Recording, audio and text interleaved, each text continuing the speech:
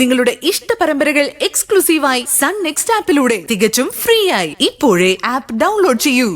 ഈ ചോദ്യം ഞാൻ പ്രതീക്ഷിച്ചതാ. അതിന് കൃത്യമായ മറുപടി എന്റെ കയ്യിലുണ്ട്. ഞാൻ പറഞ്ഞുതരാം, ശ്രദ്ധിച്ച് കേൾക്കണം.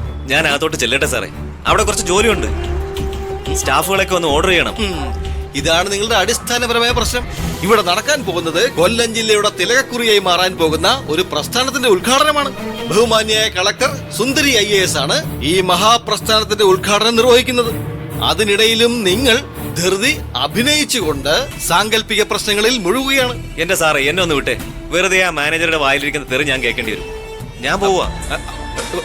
എടോ ജോർജ് ചേട്ടാ, ആ വഴി പോകുന്ന ജോർജ് ചേട്ടാ, ഇലക്ഷൻ വരെയല്ലേ, എങ്ങനെ കൊണ്ട് പ്രവർത്തനങ്ങൾ? നമുക്ക് എന്ത് ഇലക്ഷൻ, നമുക്ക് എന്ത് പ്രവർത്തനം? അതിനൊന്നും സമയമില്ല ഉത്തമ.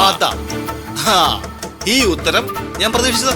സത്യത്തിൽ നമ്മുടെ അടിസ്ഥാനപരമായ പ്രശ്നം എന്തുകൊണ്ടാണ് ജോർജ് ചേട്ടനെ പോലെയുള്ളവർ ഇങ്ങനെ പെരുമാറുന്നതെന്ന് ഞാൻ പറഞ്ഞുതരാം. ശ്രദ്ധിച്ച് കേൾക്കണം.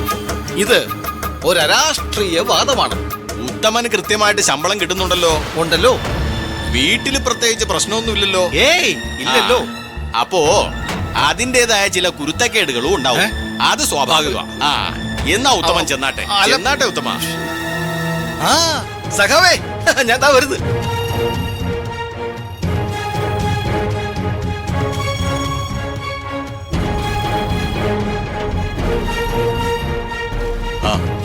ചേട്ടൻ നേരത്തെ എത്തിയായിരുന്നു. ഇപ്പൊ ഇങ്ങ് വന്നതേ ഉള്ളൂ. ഹായ്. ഈ കളക്ടർ ഒരു പ്രത്യേക സ്വഭാവകാരിയാണെന്നാണല്ലോ ക്രിസ്റ്റി പറയുന്നേ. ഇത്തരം പരിപാടിക്കൊക്കെ ആള് വരൂ. എന്ത് ചോദ്യം മോഹൻദാസ് ഇത്? കളക്ടർമാരും പോലീസ് ഓഫീസേഴ്സും ഒക്കെ സ്വഭാവത്തിൽ പലതരക്കാരാണെങ്കിലും നാട്ടിലെ പ്രധാന ബിസിനസ്സുകാരെ മാറ്റി നിർത്തി മുന്നോട്ട് പോകാൻ പറ്റുമോ അവർക്ക്? ആരെ മാറ്റി നിർത്തിയാലും ക്രിസ്റ്റിയെ മാറ്റി നിർത്തി ഒരു ഭരണം ഇപ്പൊ ഈ കൊല്ലത്ത് നടക്കില്ലല്ലോ. അയ്യോ, അത്രയ്ക്കൊന്നും വേണ്ടായേ. കൂട്ടത്തിലൊരുവൻ, അത്രയും മതി. അതാ അതിന്റെ ഒരു ഭംഗി. ഏതായാലും ഇയാള് സംശയിച്ച പോലെ കളക്ടർ സുന്ദരി വരുമെന്നുള്ള ആശങ്കയൊന്നും വേണ്ട. കൃത്യസമയത്ത് സുന്ദരി വരികയും ചെയ്യും, ഭദ്രദീപം കൊളുത്തി ഉദ്ഘാടനം നിർവഹിക്കുകയും ചെയ്യും. മാർട്ടിൻ, വിജിലൻസ് ഓഫീസിലെ കാര്യം എന്തായി? അവർ റെഡിയാണ് മാഡം. ഒരു കോൾ ചെയ്താൽ മതി, വൈകില്ല. 5 മിനിറ്റിനുള്ളിൽ അവരിവിടെ എത്തും. ഹോട്ടലിൽ നിന്ന് ഇറങ്ങിയില്ലേ അവരൊക്കെ?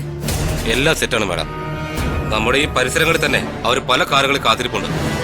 സുന്ദരിക്കുള്ള സമ്മാനം നമ്മൾ കാറിൽ വച്ചു കഴിഞ്ഞാൽ വിത്തിൻ മിനിറ്റ്സ് അവർ സ്പോട്ടിലെത്തി കാർ വളഞ്ഞോളും. ഒരു സ്റ്റേ ഓർഡർ ടൈപ്പ് ചെയ്തോണ്ട് വന്ന് ഈ കെട്ടിടത്തിന്റെ ഭിത്തിയിൽ ഒട്ടിച്ച് ഉദ്ഘാടനം തടയാൻ നോക്കിയവളാ സുന്ദരി. കടിച്ച പാമ്പിനെ കൊണ്ട് തന്നെ വിഷം ഇറക്കിക്കുന്ന വിദ്യയാണിത്. കുറച്ച് പണം അധികം ചെലവായെന്നേ ഉള്ളൂ. പക്ഷെ ആ മകുടി യൂതി അവളെ ഇവിടെ എത്തിക്കും. അതാണ് ഡയാനയും ക്രിസ്റ്റിയും.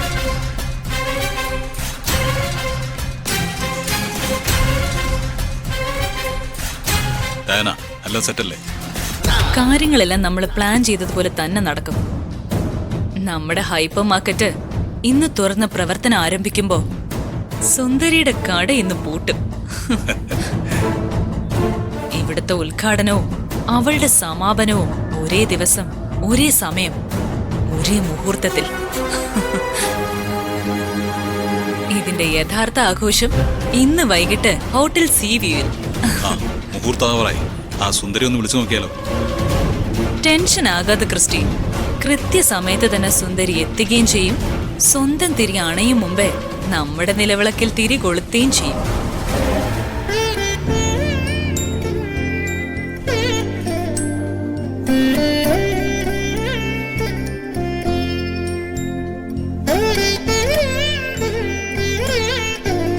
വലതുകാലി വെച്ച് വീട്ടിനകത്തേക്ക് പ്രവേശിച്ചോളൂ.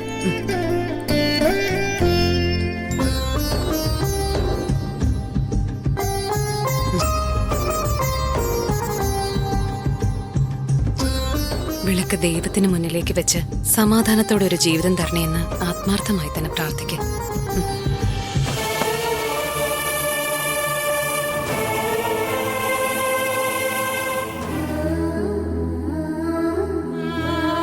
ഇവിടെ ഇരിക്കുന്ന ചിത്രങ്ങളിലുള്ള ദൈവങ്ങളെക്കാൾ ഞങ്ങൾക്ക് വലുത് ഞങ്ങളുടെ കൺകണ്ട ദൈവം മാഡമാണ്.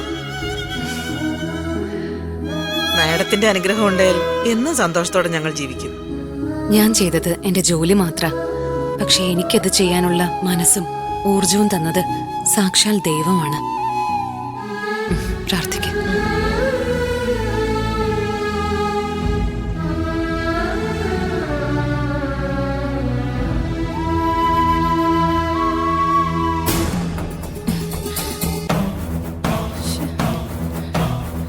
ഈ സുന്ദരി ഫോൺ എടുക്കുന്നില്ലല്ലോ മാർട്ടി. ഏയ് ഇൻവിറ്റേഷന് ഫോട്ടോ വരെ വെച്ച് പ്രിന്റ് ചെയ്യാൻ പറഞ്ഞിട്ട് വരാതിരിക്കോ? സുന്ദരിയുടെ കാര്യമായതുകൊണ്ട് വിശ്വസിക്കാൻ പറ്റില്ല. എന്തോ എനിക്കൊരു ടെൻഷൻ. മാഡം ഒന്നുകൂടി ട്രൈ ചെയ്ത് നോക്കേ.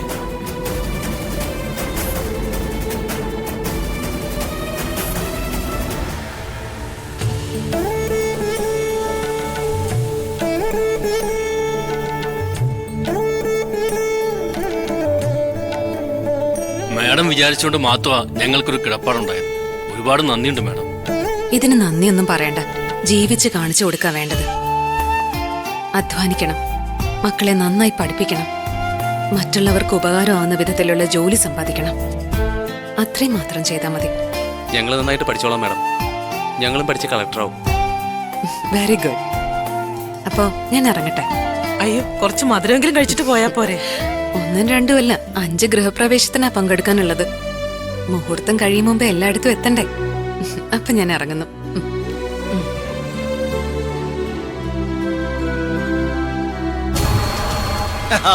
ക്രിസ്റ്റി സാറിനോടാ കളി.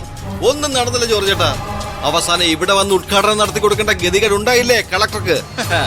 ഉദ്യോഗസ്ഥന്മാരെന്ന് പറയുന്നവർക്കെല്ലാം മച്ചിലിരിക്കുന്ന പല്ലിയുടെ ചിന്തയാ. ഉത്തരം താങ്ങുന്നത് അവരെന്നാ വിചാരം. ജോർജ് ചേട്ടൻ പറഞ്ഞത് കറക്റ്റാ. ക്രിസ്റ്റി സാറിനെ പോലെയുള്ള വ്യവസായികൾ ഇവിടെ ഇല്ലെങ്കിൽ ഈ നാടിന്റെ ഗതി എന്തായേനെ?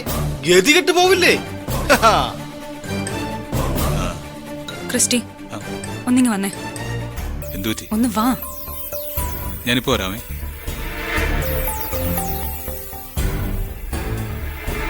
ആ സുന്ദരിയെ വിളിച്ച് വിളിച്ച് തളർന്നു. ഫോൺ എടുക്കുന്നില്ലല്ലോ ക്രിസ്റ്റി. എന്ത് ചെയ്യും? അവള് മനഃപൂർവ്വം പണി പറ്റിച്ചതായിരിക്കോ? എന്റെ ബലമായ സംശയം അത് തന്നെയാ. ഇനി നമ്മുടെ പ്ലാൻ വല്ലതും സുന്ദരി അറിഞ്ഞാണോ? ഏയ്, അതെങ്ങനെ അറിയാനാ? അവൾ ഇനം വേറെയാ. മണം പിടിച്ചറിയുമല്ല. വിജിലൻസുകാർ വരെ റെഡിയായി നിൽക്കുവാ. ഇനിയിപ്പൊ എന്ത് ചെയ്യും?